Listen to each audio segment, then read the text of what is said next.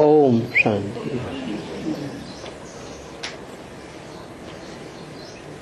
आज का प्रातः क्लास है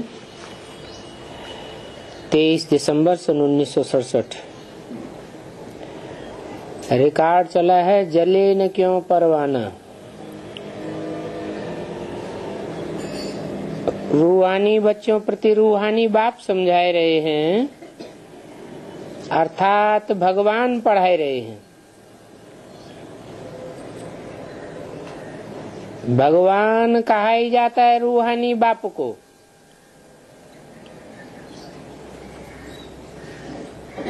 जिस्मानी बाप को भगवान नहीं कहा जाता। वो चाहे सारी मनुष्य सृष्टि का बेहद का जिस्मानी बाप क्यों नहीं हो, परंतु भगवान कब कहा जाएगा? जब रूहानी स्टेज धारण करने वाला हो। रूहानी स्टूडेंट इन स्कूलों में जो बच्चे पढ़ते हैं,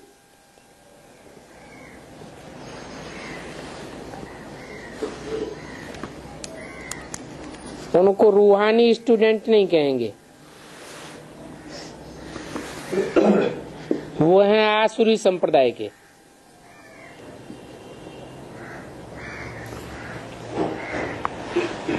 आगे तुम आसुरी व रावण संप्रदाय के थे।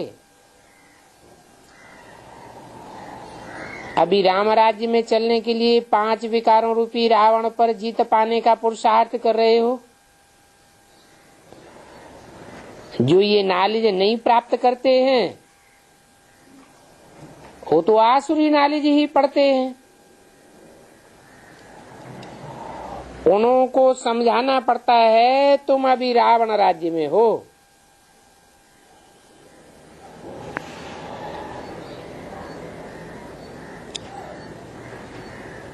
खुद समझते नहीं है। तुम अपने मित्र संबंधी आदि को कहते हो हम बेहद के बाप से पढ़ते हैं, तो ऐसे नहीं कि वो निश्चय कर लेते हैं तुम्हारे कहने मात्र से कि हाँ ये रूहानी बेहद के बाप से पढ़ते होंगे।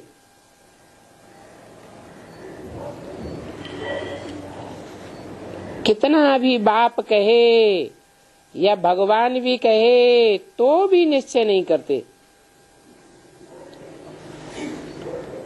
और नयों को तो यहाँ आने का हुक्म ही नहीं है।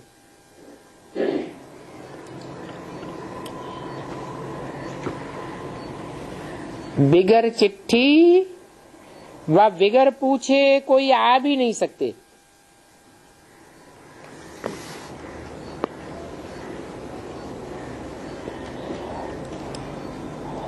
परंतु कहाँ कहाँ कोई आ जाते हैं, तो ये भी कायदे का उल्लंघन है। क्या क्या कायदे का उल्लंघन है? हैं? कोई नए जिन्होंने बाप का परिचय न लिया हो, बाप को न पहचाना हो, वो यहाँ बाप की सभा में आए नहीं सकते। कोई आ जाते हैं तो ईश्वरीय कायदे का उल्लंघन हो जाता है। एक एक का पूरा समाचार नाम आदि लिख करके पूछना होता है। उनको भेज देवे।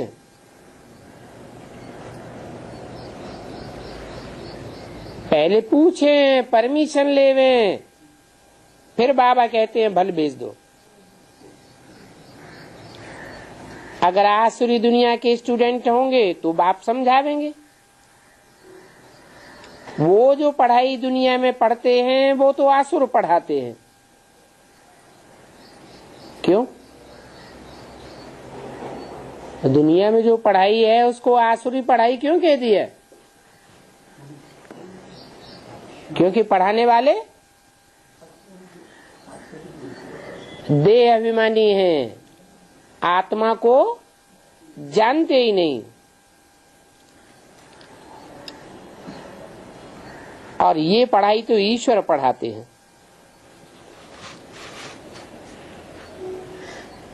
इन पढ़ाई को पढ़ने वालों को आसुरी संप्रदाय नहीं कहेंगे, क्योंकि पढ़ाने वाला सदा ही रूहानियत की स्टेज में रहने वाला है। वो कभी रूह की स्टेज से नीचे नहीं आता।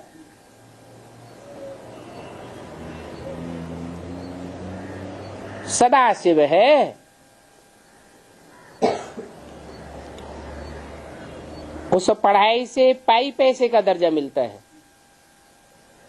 आसुरी पढ़ाई से। और इस ईश्वरीय पढ़ाई से कौन सा दर्जा मिलता है? जो दर्जा आज तक कोई ले नहीं सका। हिस्ट्री में बड़े बड़े हुए महत्वाकांक्षी, जिन्होंने चाहा कि हम सारी दुनिया के ऊपर राज्य करें, सारी दुनिया को कंट्रोलर बने, परंतु वो सारी दुनिया की राजाई ले नहीं सके।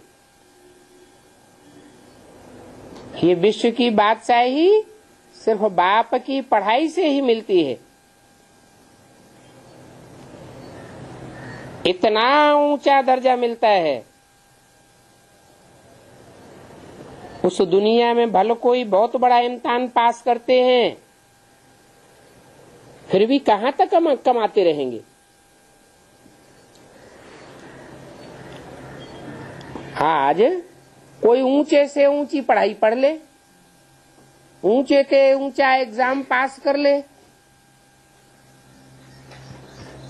परंतु कहां तक कमाएगा? विनाश तो सामने खड़ा हुआ है। नेचुरल कैलेमिटीज भी आने वाली हैं, और ये बात भी तुम समझते हो। जो नहीं समझते हैं उन्हों को फिर बाहर विजिटिंग रूप में बिठाए समझाना होता है। क्या बात? इनको बाहर विजिटिंग रूम में बैठाना है। जो ये बात नहीं समझते हैं कि यहाँ ईश्वर पढ़ाई पढ़ाते हैं ऊंचे से ऊंचे मर्तबा देने के लिए, जिस पढ़ाई का विनाश नहीं होता है, अविनाशी पढ़ाई है, जन्म जन्मांतर की प्राप्ति कराने वाली है, और इस जन्म में भी ऊंचे से ऊंचे मर्तबा देने वाली है। ये ईश्वरीय पढ़ाई है।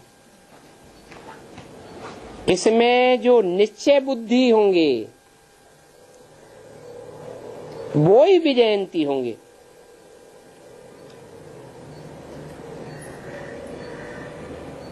निश्चय बुद्धि कम होंगे तो विजयंती भी अंत में कम होंगे। 100% निश्चय बुद्धि तो 100% विजयते, सारे विश्व पर विजय प्राप्त करेंगे। किस बात पर निश्चय बुद्धि है? अभी तो बताया कि रूहानी बाप पढ़ाई पढ़ाने वाला आया हुआ है, जो ऊंचे से ऊंचे बाप है, ऊंचे से ऊंचे टीचर है, और ऊंचे से ऊंचे गुरु है।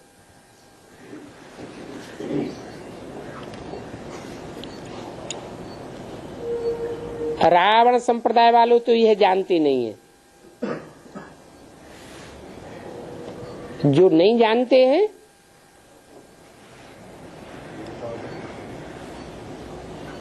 उनको परमिशन नहीं देने चाहिए कहाँ आने की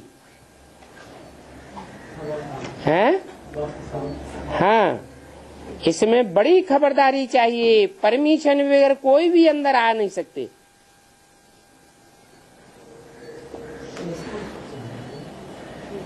ये कोई घूमने फिरने की जगह नहीं है।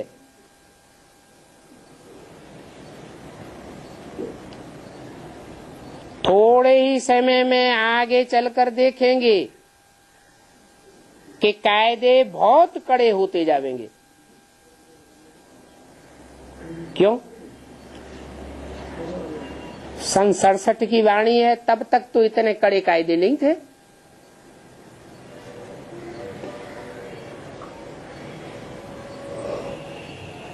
हिंदू महासभा का अध्यक्ष सावरकर आया, उसकी बुद्धि में थोड़ा ही था कि पढ़ाने वाला कौन है ऊंचे से ऊंचे। यहां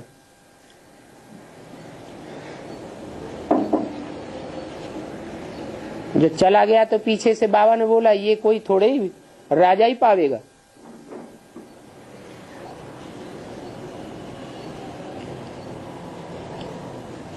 फिर वो वहां तो पहुंच गया। कहां पहुंच गया? बाबा के सामने सभा में पहुंच गया ना। तो उस समय की बात नहीं है, आगे चल के ये कायदे कानून बहुत कड़े हो जाएंगे। कितने कड़े हो जाएंगे?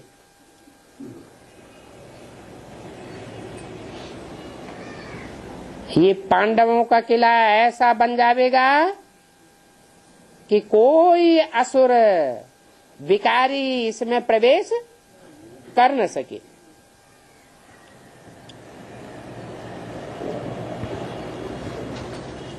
क्योंकि यह है होलीएस्ट ऑफ द होली।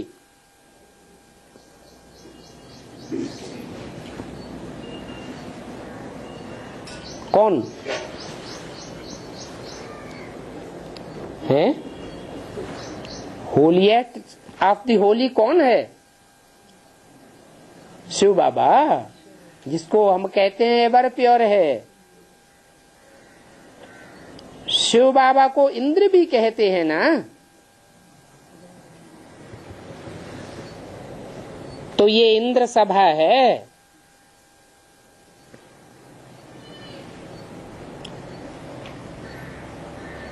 पांडवों ने कौन सी नगरी बसाई थी? क्या नाम था? इंद्रप्रस्थ नगरी बसाई थी ना।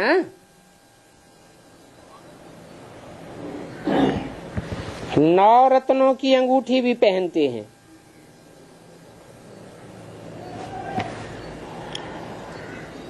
उन रत्नों में नीलम भी होता है, पन्ना माणिक भी होता है।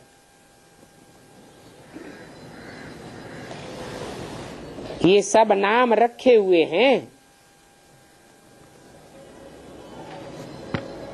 नौ रत्नों की। परियों के भी नाम है ना।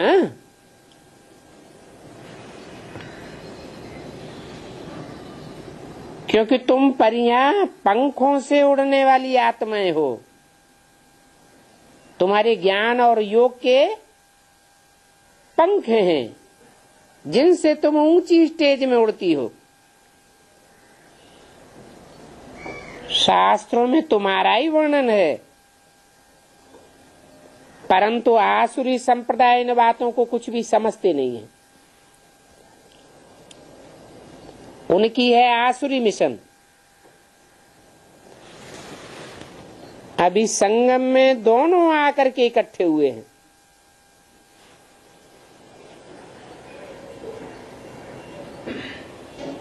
क्या? कहाँ इकट्ठे हुए हैं संगम में?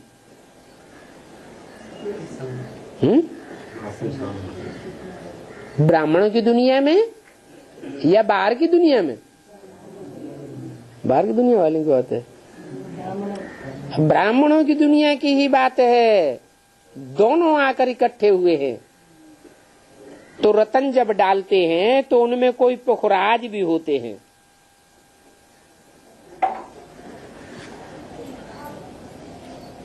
जो पुखराज होंगे उनकी वैल्यू तो होती नहीं है।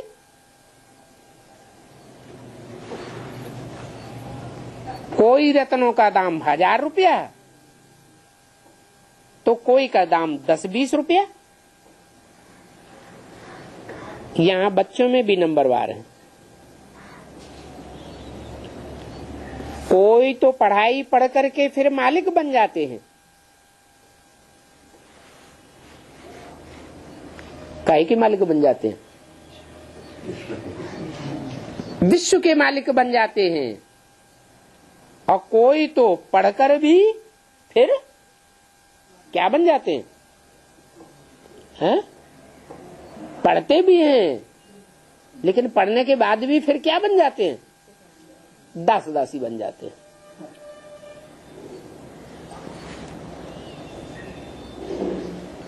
दास दासी, राजा रानी, महाराजा महारानी, राज्याधिकारी, छोटे बड़े, साहूकार, फर्स्ट क्लास, सेकंड क्लास, राजधानी में तो सब प्रकार के चाहिए ना, कि ऊंची क्वालिटी के ही चाहिए? राजधानी में सब प्रकार के चाहिए। राजधानी स्थापन होती है ना, तो बाप बैठ पढ़ाते हैं। काहे के लिए?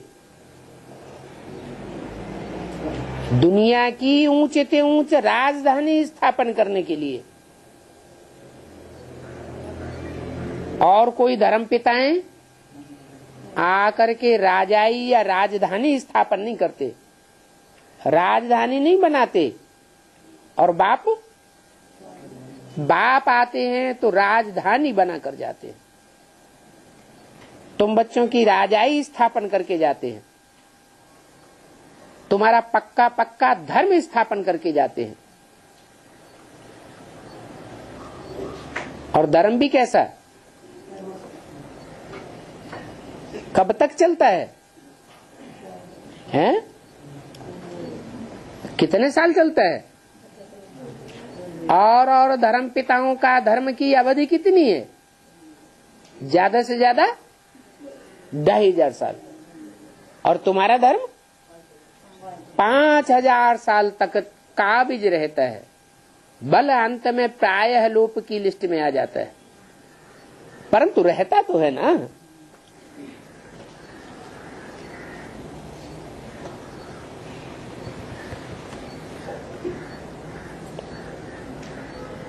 तो बाप जो पढ़ाई पढ़ाते हैं उनको इंद्र भी कहा जाता है।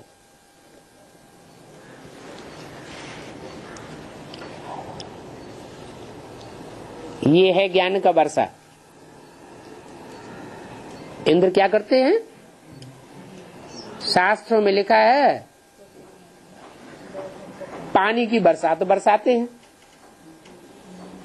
वो तो हद की बात हुई। यह है बेहद की ज्ञान बरसात। ये ज्ञान बरसात बरसाए कर कौन सा वर्षा देते हैं? हा? ज्ञान की बरसात होती है तो वर्षा कौन सा मिलता है? अरे कोई ज्यादा ज्ञान लेता है, कोई ज्ञान पे विशेष ध्यान नहीं देता है, मस्ती मारता है। तो जो ज्ञान का वर्षा लेते हैं वो ज्ञान का वर्षा सिवाय बाप के और कोई दे ही नहीं सकता। क्यों?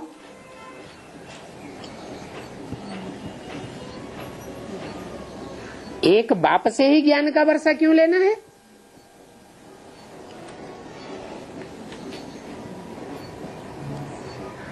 एक बाप से ही ज्ञान क्यों सुनना है? आपस में एक दूसरे से सुनाना शुरू कर दें और उस पर चलना चलाना शुरू कर दें तो हर्जा क्या होगा? कुछ हर्जा होगा क्या? और जो भी सुनावेंगे उसमें कुछ न कुछ अपनी मत या मनुष्य मत मिक्स कर देंगे। और बाप जो भी सुनावेंगे वो तो बाप की ही मत होगी। बाप तो है ऊंचे ऊंचे, तो ऊंचे ऊंचे बाप की ऊंचे ऊंचे श्रेष्ठ मत पर चलने वाले क्या बनेंगे? ऊंचते ऊंच श्रेष्ठ ते श्रेष्ठ बनेंगे।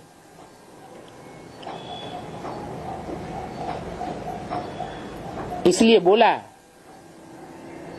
ये विश्व की बादशाही का वर्षा पाने का ज्ञान तो सिवाय बाप के और कोई दे ही नहीं सकता। तुम्हारी अहम ऑब्जेक्ट ये है,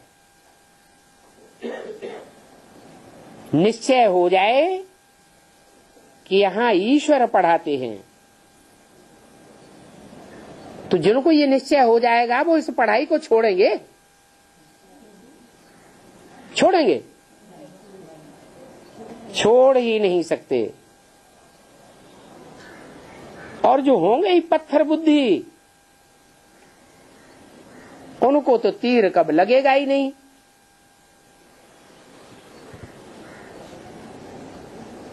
आ भी जाते हैं तो आ करके चलते चलते गिर पड़ते हैं। ये 5 विकार आधा कल्प के शत्रु हैं।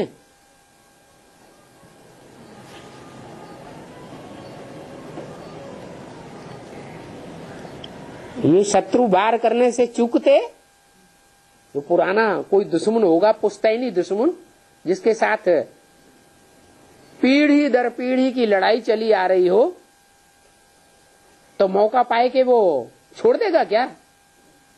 हैं? बहुत पुराना दुश्मन है। देह अभिमान में आकर के थप्पड़ मार देते हैं। फिर आश्चर्यवत सुनंती कथंती भागंती हो जाते हैं। माया बड़ी दुस्तर है,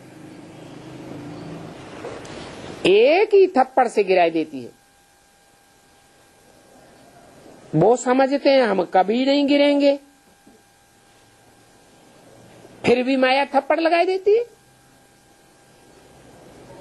यहां तो स्त्री पुरुष दोनों को पवित्र बनाया जाता है। क्या? वहां भक्ति मार्ग में किसको पवित्र बनाते हैं? हैं? पुरुषों को। सन्यासी पवित्र बनाने की पढ़ाई किसको पढ़ावेंगे? पुरुषों को पढ़ावेंगे।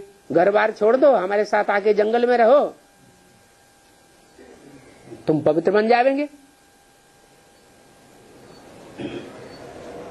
वहां सिर्फ पुरुषों को पवित्र बनाते हैं, और यहां बाप स्त्री और पुरुष दोनों को पवित्र बनाते हैं।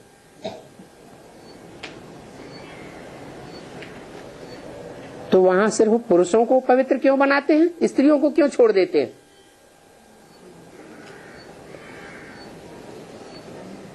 स्त्रियों से डरते हैं। क्या डरते हैं? स्त्री तो सर्पिणी है।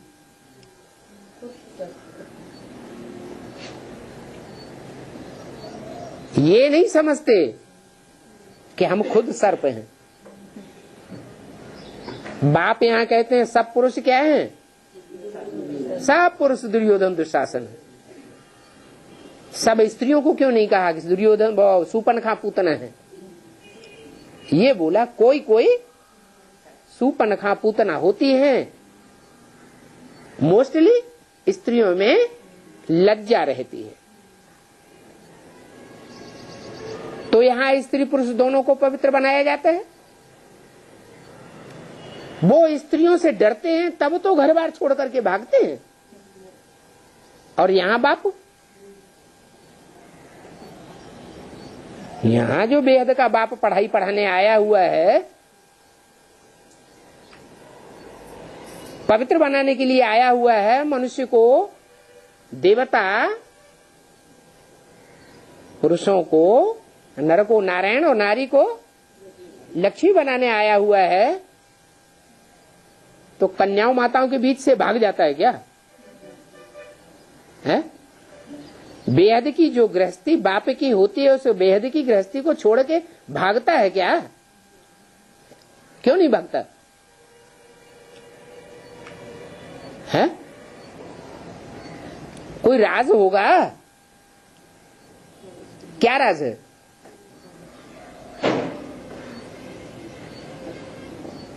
क्योंकि वो सन्यासी आत्मा के स्वरूप को ही नहीं जानते कि मन बुद्धि ही आत्मा है। और यहां तो बाप हमको आते ही बताते हैं तुम आत्मा मन बुद्धि स्वरूप हो, तो आत्म की स्थिति में स्थित हो जाएंगे तो 5 विकारों से निजात पाए जाएंगे। बाप स्वयं ही सदैव स्व स्थिति में रहने वाला है। बच्चों को भी क्या सिखाते हैं? 63 जन्म की भल प्रैक्टिस है देह अभिमानी में आने की, फिर भी क्या करो? आत्मा अभिमानी बनने की प्रैक्टिस करो। तो ईश्वर के सिवाय कोई पवित्र बना ही नहीं सकता। ये ईश्वरीय मिशन है, बाकी सब है आसुरी मिशन।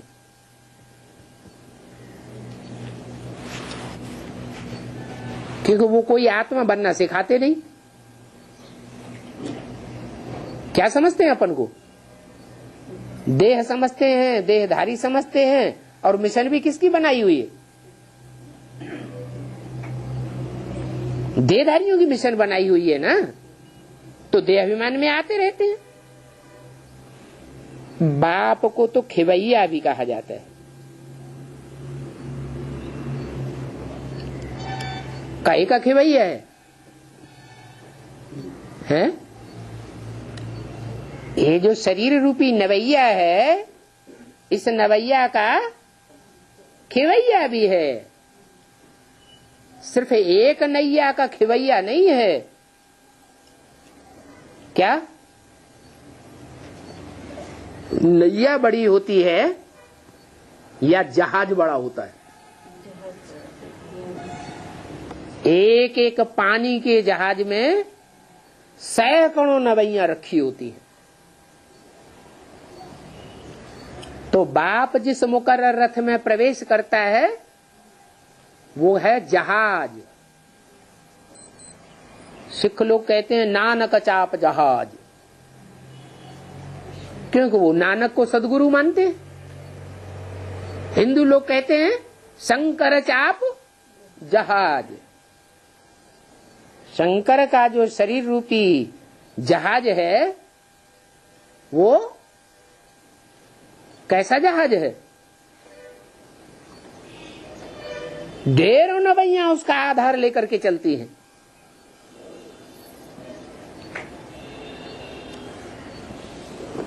रामायण में लिख दिया शंकर चाप जहाज जे ही चढ़ उतर पार नर। क्या? नर माना मनुष्य, नर जिन्होंने इस दुनिया को नरक बनाया, वो खुद इस जहाज के ऊपर आधार ले लेते हैं तो इस संसार सागर से पार हो जाते हैं। तो ऐसे जहाज या नवैयाओं का खिवैया कौन है? एक बाप ही सबका खिवैया है। और तुम सेना हो, पानी की सेना होती है ना, क्या कहते हैं उसको? नौसेना, नेवी कहते हैं ना।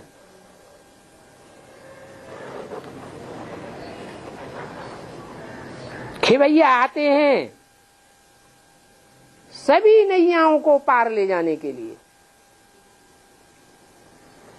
जो भी शरीर रूपी नवैया हैं वो सब विषय सागर में पड़ी हुई है।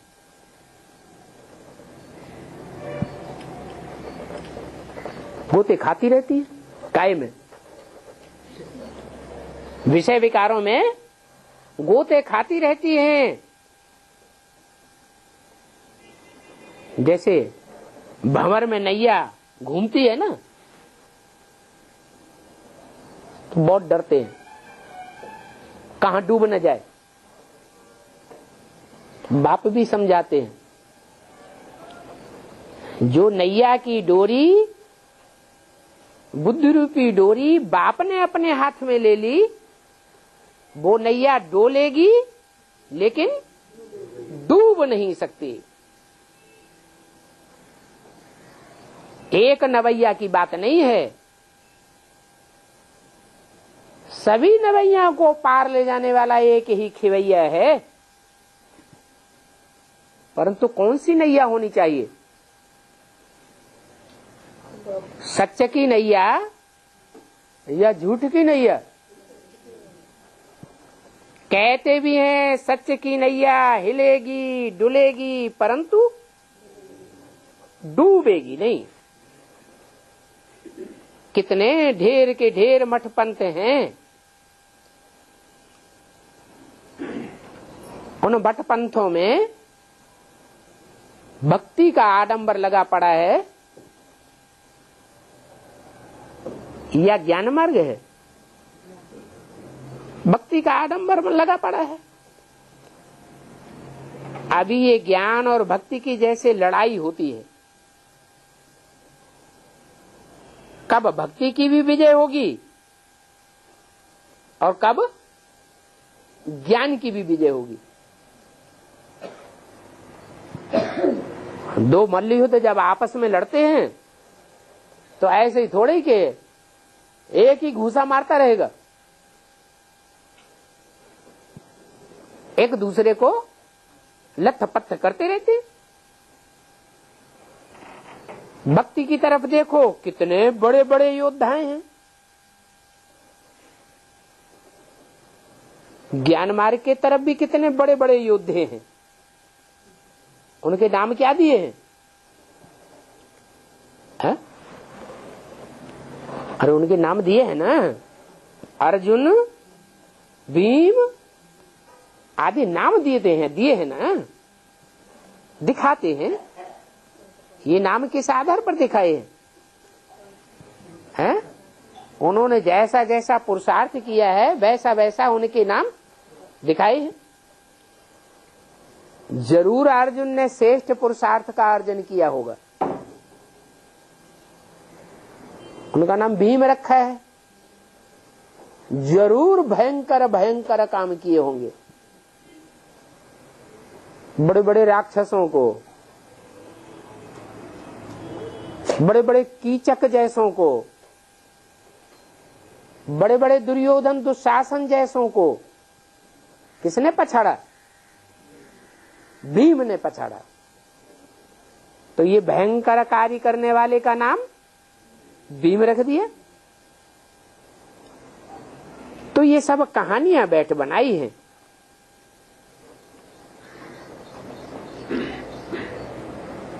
दानवीर कर्ण की भी कहानी दिखाते हैं ना, एक एक पात्र की भी कहानी बैठ दिखाते हैं। ये सब गायन तो तुम्हारा ही है, तुम्हारा हीरो हीरोइन का पार्ट है क्या? हीरो हीरोइन का पार्ट तुम्हारा अभी बज रहा है। इस समय युद्ध चलती है। तुम्हारे में भी बहुत हैं जो इन बातों को बिल्कुल नहीं समझते। नहीं समझने वाले तो हीरो हीरोइन नहीं कहे जाएंगे। अच्छे अच्छे होंगे, उनको ज्ञान का तीर लगेगा। फिर थर्ड क्लास तो बैठ भी न सकेंगे। क्या? जब लड़ाई शुरू हो जाएगी, इस लड़ाई का नाम क्या है? महाभारी महाभारत गृह युद्ध। जोर से जब शुरू होगा तो जिन्होंने ज्ञान का तीर नहीं लगा होगा जिनको, वो तो यहां ठहर भी नहीं सकेंगे। दिन प्रतिदिन बहुत कड़े कायदे होते जाएंगे। क्या? ईश्वरीय ज्ञान में पहले पहले साधारण, बाद में रूहानी मिलिट्री का शासन चलता है। कड़े कायदे होते जाएंगे, पत्थर बुद्धि जो कुछ भी नहीं समझते हैं, उन बेसमझों का तो यहां बैठना भी बेकायदे है। ये हाल बहुत होलिएस्ट हाल है। 23/12/67 की वाणी का दूसरा पेज। क्रिश्चियन धर्म में उनका जो बड़े से बड़ा होता है धर्माधीश, उसका नाम क्या देते हैं? पोप। पोप को होली कहते हैं। कैसा है? होली माना पवित्र है। और ये तो है होलीएस्ट ऑफ द होली। कौन है? होलीएस्ट ऑफ दी होली है शिव बाबा। वो सिर्फ होली है और ये है होलीएस्ट ऑफ दी होली। बाप कहते हैं जो होली के रूप में कहलाए जाते हैं, पोप आदि या जो भी धर्म में बड़े बड़े धर्माधिकारी हैं, उन सभी का मुझे कल्याण करना है। क्या ये अपना कल्याण अपने आप नहीं कर सकते? ये सब विनाश हो जाने वाले हैं। जो इस दुनिया में अपन को होली का टाइटल दे करके बैठे हुए, ये भी कोई थोड़े ही समझते हैं। बल सुनते हैं, परंतु एक कान से सुन करके दूसरे कान से निकाल देते हैं। न कुछ धारण कराते हैं न कुछ धारण करते हैं। ऐसे गूंगे बोरे बहुत हैं। ये दुनिया ही बंदरों की है। तुम बच्चों को तो बाप ने सिखाया है hear no evil, talk no evil, see no evil.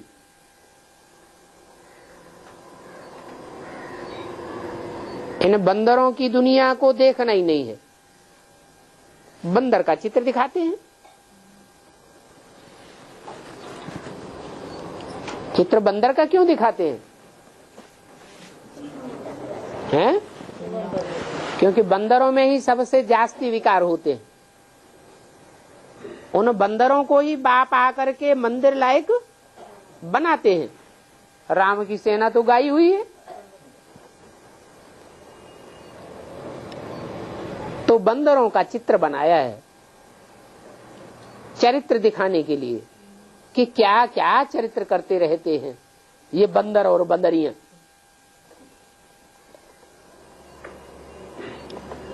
परंतु ये तो बंदर मनुष्यों के लिए कहा जाता है। उन बंदरों की सेना की बात थोड़े ही है कि रावण ने मनुष्यों की सेना ली और राम भगवान को जानवर बंदर मिल गए।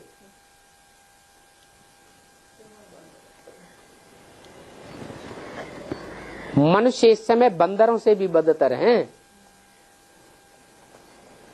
नारद की भी एक कहानी बैठ बनाई है।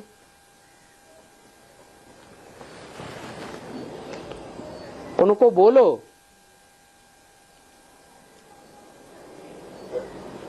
शास्त्रों में भी उनको बोला ना।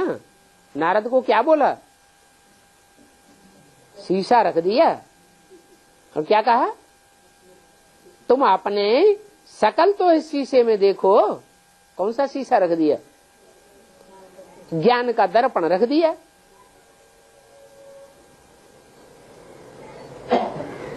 लक्ष्मी को वरने लायक हो,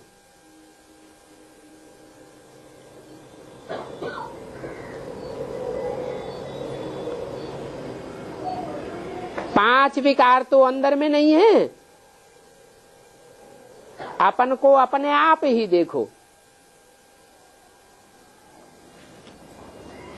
जैसे साक्षात्कार हो जाता है। को तो बंद आंखों का साक्षात्कार होता है, और ये नारद को कौन सा साक्षात्कार होता है? खुली आंखों से बुद्धि का साक्षात्कार हो जाता है। तुम बुद्धि का तीसरा नेत्र खोलते हो ना, तो उनकी समझ में आता है। जैसे हनुमान का भी साक्षात्कार होता है। हनुमान की भी पूजा करने वाले बहुत हैं। हनुमान बंदर की पुजारी, तो वो भी बंदर आसुरी संप्रदाय ही होंगे क्या? हनुमान के पुजारी होंगे तो क्या होंगे? वो भी बंदर संप्रदाय ही होंगे ना। किसको कहो तुम बंदर आसुरी संप्रदाय हो, तो बिगड़ पड़ेंगे। अभी यहां बंदरों की लड़ाई आदि की तो कोई बात नहीं है। वहां सीलोन में जाते हैं, लंका में, तो वहां बहुत बड़े बड़े पत्थर पड़े हैं समुन्दर में। कहते हैं बंदरों ने पुल बांधी। काहे की पुल बांधी? ये है पत्थर बुद्धियों की पुल। उन पत्थर बुद्धियों को भी जब ज्ञान मिलता है तो पत्थर भारी होता है या हल्का होता है? हल्का होता है।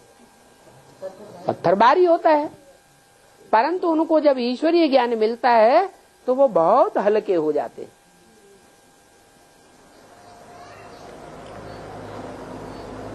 बड़े बड़े पत्थर पड़े हुए हैं यादगार समंदर में। बंदर संप्रदाय भी बातें ऐसी ही करते हैं। बात मत पूछो, पत्थर बुद्धियों जैसी। बाप कहते हैं कल्प कल्प ये होता आया है। मैं आकर के तुमको पारस बुद्धि बनाकर जाता हूं, फिर इतना पत्थर बुद्धि कौन बनाए देता है जो बात ही समझ में नहीं आती। सतयुग में ये कुछ भी बातें नहीं होंगी।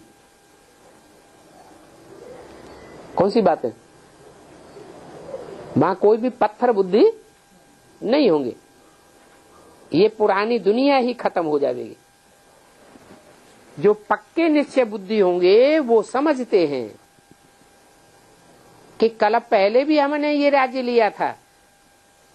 बाप कहते हैं बच्चे अभी दैवी बुद्धि धारण करो। क्या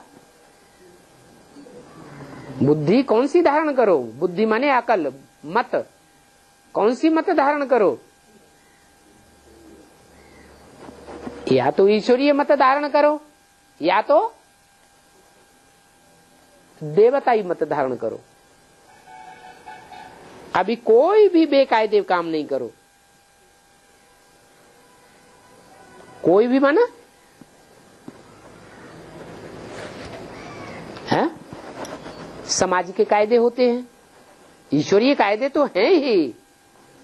समाज के कायदे होते हैं, सरकार के कायदे होते हैं, कुदरत के भी कायदे कानून होते हैं। उन कोई भी कायदे कानून को तोड़ना नहीं है। स्तुति निंदा सब में धैर्य धारण करना है। कोई हमारी निंदा करे, मुख के सामने ही आकर के निंदा करते रहे तो क्रोध नहीं आना चाहिए। नहीं तो क्रोध आते आते आदत पड़ जाएगी। क्या आदत पड़ जाएगी? कोई थोड़ी भी निंदा करेगा और हमको क्रोध आ जाएगा, तो क्रोध में कुछ न कुछ वाचा से या कर्मेंद्रियों से विकर्म बन जाता है। तुम असुर से देवता बनते हो तो तुमको कितना नशा होना चाहिए। तुम कितने स्टूडेंट हो जो असुर से देवता बनते हो? थोड़े हो या बहुत हो? थोड़े से हो जो असुर से देवता बनते हो इसी जन्म में। पढ़ाई यहां पढ़ते हो तो असुर से देवता कहां बनेंगे? इसी जन्म में बनेंगे या अगले जन्म में? इसी जन्म में बनते हैं। और भगवान बाप तुमको पढ़ाते हैं। वहां तो डॉक्टर की पढ़ाई पढ़ावेंगे, इंजीनियरिंग पढ़ावेंगे, वकालत पढ़ावेंगे। वहां पढ़ाने वाले कौन है? मनुष्य गुरु। और मनुष्य गुरु एक जन्म की पढ़ाई पढ़ावेंगे और बाप आकर तुमको 21 जन्म के लिए पक्की पढ़ाई पढ़ाते हैं। और 21 जन्मों के आधार पर 63 जन्म की भी तुम पढ़ाई पढ़ लेते हो। भगवान बाप पढ़ाने वाला तुम्हारा डायरेक्टर है, डायरेक्शन देते हैं। कई ये बात भूल जाते हैं कि हमको डायरेक्शन देने वाला कौन है, हमको पढ़ाई पढ़ाने वाला कौन है। क्यों भूल जाते हैं? अरे कोई कारण होगा जो भूल जाते हैं घड़ी घड़ी। किस लिए भूल जाते हैं?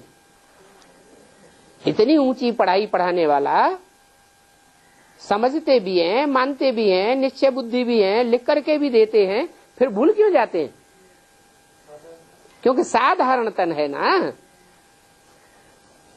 शिव बाबा को तो याद ही नहीं करते हैं साधारण समझ कर। इस देहधारी मनुष्य को ही समझ लेते हैं क्या? भगवान किसे समझ लेते हैं? देहधारी कौन है? ब्रह्मा विष्णु शंकर को भगवान कहेंगे? वो भी तो देहधारी हैं। बाप कहते हैं इस देहधारी को देखकर तुम इतना उठ नहीं सकेंगे। किसको देखो इसमें? इसमें उसको देखो जो देह को कभी बुद्धि से धारण ही नहीं करता, देह से सदैव उपराम रहता है। देह का लगाव जिसको रिंचक मात्र भी कभी होता ही नहीं। तुम आत्मा को देखो,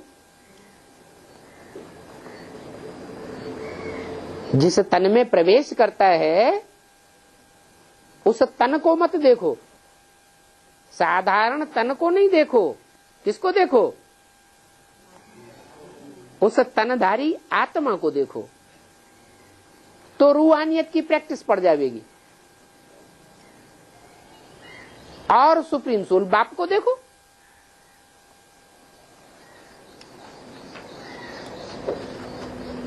इसको देख करके तुम इतना उठ नहीं सकेंगे। आत्मा यहां भ्रकुटी में रहती है ना।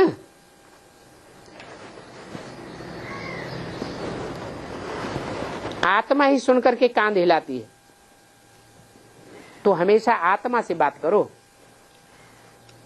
तुम आत्मा शरीर रूपी तख्त पर बैठी हो। पहले तुम तमो प्रधान थे, अभी सतो प्रधान तुमको बनना है। अपन को आत्मा समझ, बाप को याद करने से देह का भान टूट जाएगा।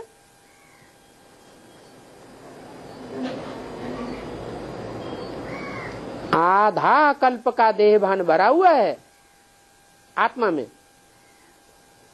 इस समय सभी देहाभिमानी हैं। अभी बाप कहते हैं देही अभिमानी बनो।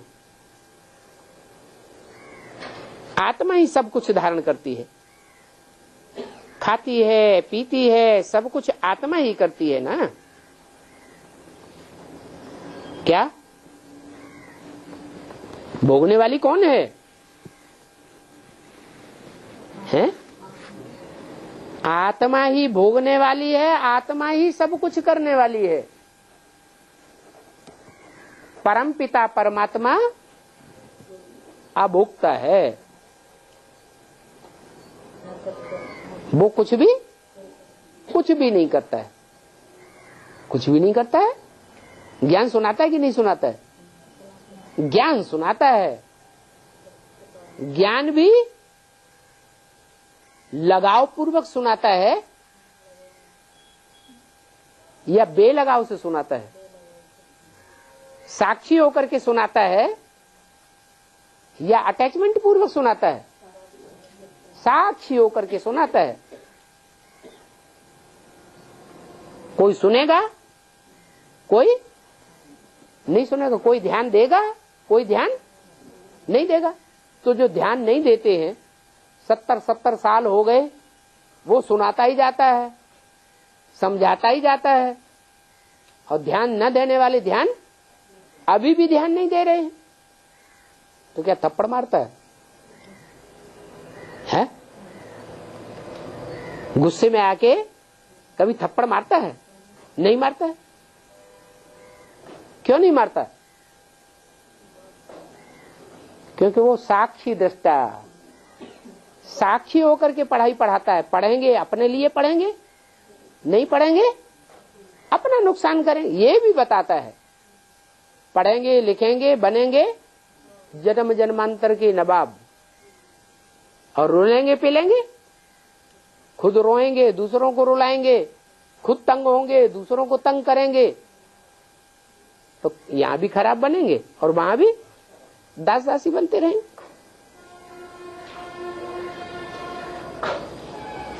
तो बाप कहते हैं मैं कल्प कल्प आकर तुमको पढ़ाता हूं और साक्षी होकर के देखता हूं। पढ़ाता तो हूं, लेकिन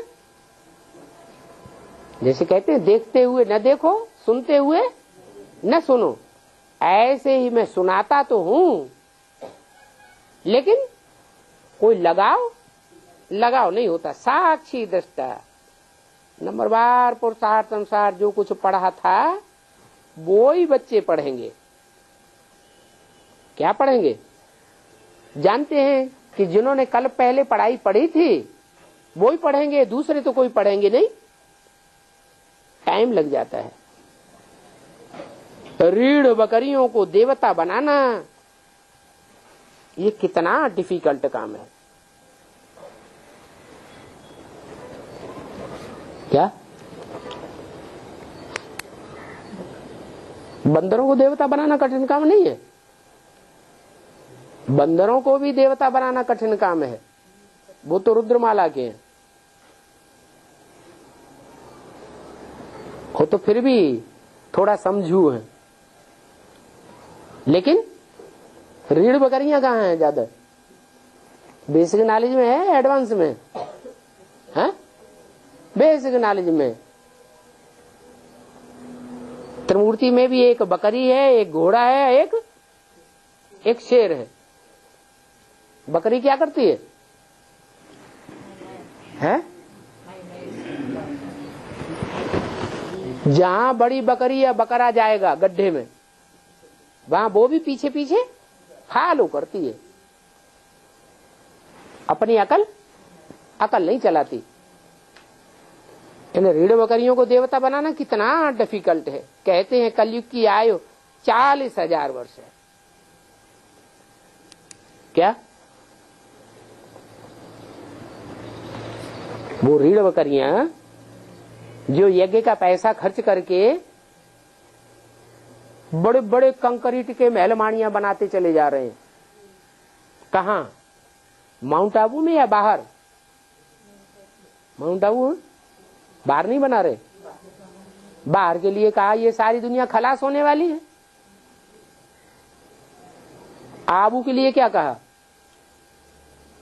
जब विनाश होगा तो तुम बच्चे सब आकर के यहां रहेंगे, तुम्हारे लिए ये महलमानियां, ये मकान बनाते हैं। अब वो क्या करते हैं?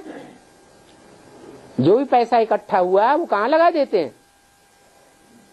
बड़े बड़े महलमानियां बनाने में लगा देते हैं। तो मिट्टी में पैसा बहाया ना। तो तो उनकी बुद्धि में ये बात है कि अब कलयुग दुनिया जाने वाली है, कहेंगे जाने वाली है। कोई उनकी जो महल माड़ियां कंक्रीट के बनाते जा रहे हैं अंडरग्राउंड, उससे कोई ये समझेगा कि ये दुनिया जाने वाली है? क्या समझेंगे लोग? हैं? ये समझेंगे जाने वाली है। कंक्रीट के मकान बनाते बनाते लोग ये समझेंगे दुनिया जाने वाली है? हैं? हाँ, वो समझेंगे कि जब ये खुद ही कंक्रीट के मकान बना रहे हैं, अच्छी अच्छी महल माड़ियां बना रहे हैं, तो इनके अंदर ये बात नहीं है कि ये दुनिया खत्म होने वाली है। ये हमको बेवकूफ बना रहे हैं। इनकी बुद्धि में है ये दुनिया अभी हजारों साल चलेगी। कहते हैं कलयुग की आज 40,000 वर्ष। तो बाहर की दुनिया के भक्ति मार्ग वाले, उनकी बुद्धि में ये बात है, या ब्राह्मणों की दुनिया में भी ये बात भरी हुई है कि ये दुनिया अभी हजारों वर्ष चलेगी? ब्राह्मणों की दुनिया में भी यही बात भरी हुई है। तो घोर अंधेरे में है ना। क्या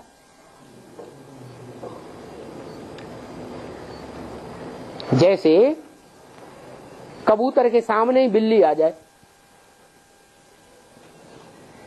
और बिल्ली कबूतर आंखें बंद करके बैठ जाए, तो जान बचेगी? है? आंखें बंद करने से बिल्ली भाग जाती है क्या? ऐसे ही महल माड़ियां अटारियां बड़े बड़े धंधे करने में बुद्धि बिजी हुई पड़ी। वो समझते हैं इस दुनिया का विनाश होने वाला नहीं है। तो घोर अंधियारे में है ना, अज्ञान का अंधियारा है। भक्ति और ज्ञान में रात दिन का फर्क है। उनके अंदर जो ये अज्ञान चल रहा है, वो अज्ञान किसने भरा? कि दुनिया अभी ऐसे ही चलती आई है, ऐसे ही चलती रहेगी। बाबा तो शुरुआत से ही कहते चले आए हैं ये विनाश हो जाएगा, विनाश हो जाएगा। विनाश विनाश कुछ होने वाला नहीं है। तो ये जो भक्ति की बात उनकी बुद्धि में बैठी हुई है,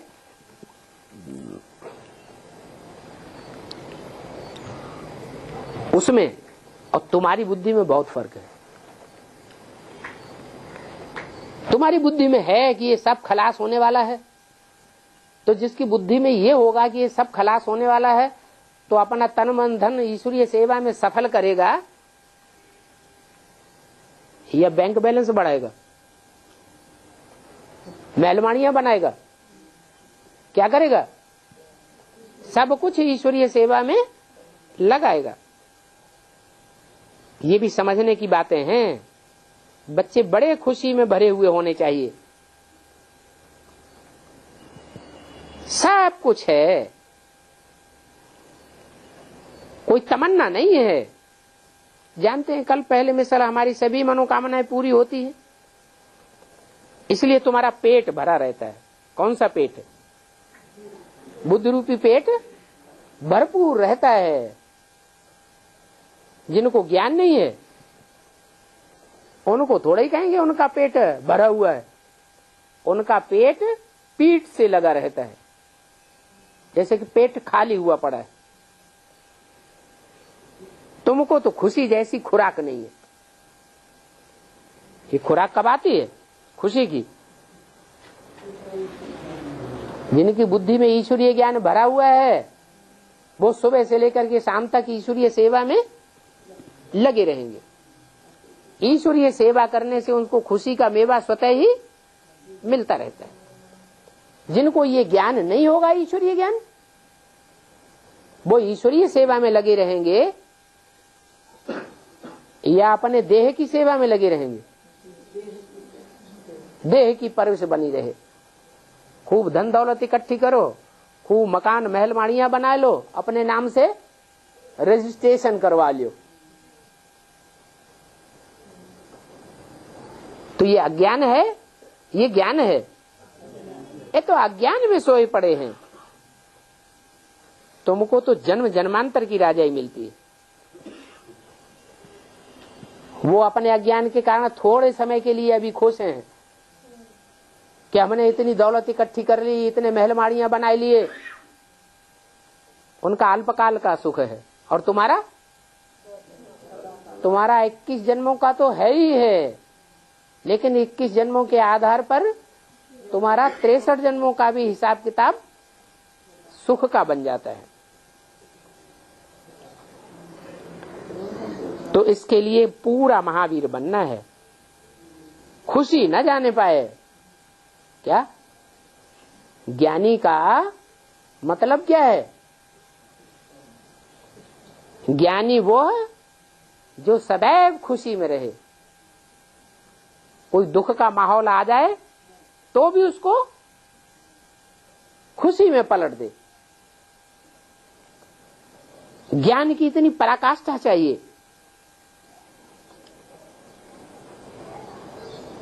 इतना महावीर बने कि माया हिला ही न सके। बाबा कहते हैं इन आंखों की बड़ी संभाल करनी है, क्रिमिनल दृष्टि न जाए। स्त्री पुरुष को देखने से ही ललचायमान हो जाते हैं। अरे तुम तो भाई बहन हो, कुमार कुमारियां हो, फिर कर्मेंद्रियों की ये चंचलता क्यों होती है? बड़े बड़े लखापति करोड़पतियों को भी माया खलास कर देती है, गरीबों को भी एकदम मार देती है। 10 वर्ष के अच्छे अच्छे चलने वाले तो भी जैसे मुर्दे बन जाते हैं। क्या बाबा को किस समय की बात याद आई? यज्ञ के आदि में कोई रहे होंगे, सन 36 से 46 तक चलते रहे होंगे, और फिर क्या हुआ? अचानक मर पड़े। फिर कहते हैं बाबा हमने धक्का खाया। अरे तुमने 10 वर्ष के बाद में हर खाली लो, अब तुम पाताल में गिर पड़ो। तुम कहते हैं ना ऊपर है स्वर्ग, यहाँ से पृथ्वी पे है मनुष्य लोग, और नीचे पाताल में है राक्षसी लोग। तो कौन से लोग में गिर पड़े? राक्षसी लोग में। ऐसों का तो सिर्फ मुंह भी देखना अच्छा नहीं लगता। कौन ऐसों का? जो ईश्वरीय ज्ञान में ऊंचे चढ़ करके ऊंची चाड़ी पाए करके फिर नीचे गिर जाते।